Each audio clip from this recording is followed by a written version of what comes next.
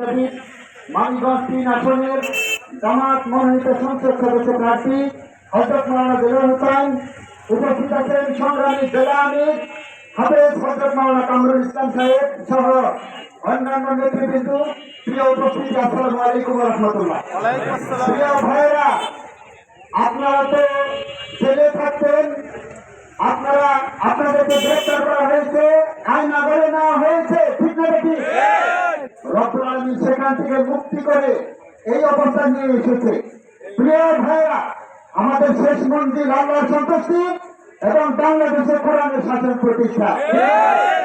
প্রিয় ভাই, আপনি ইতিমধ্যে দেখেছেন যে ঢাকা বিশ্ববিদ্যালয়, এদিকে জাহাঙ্গীরনগর বিশ্ববিদ্যালয় সহ ইসলামের যে বিজয় হয়েছে, একটা শ্রেণীর কিন্তু গাত্র দাহ শুরু হয়েছে, ঠিক না?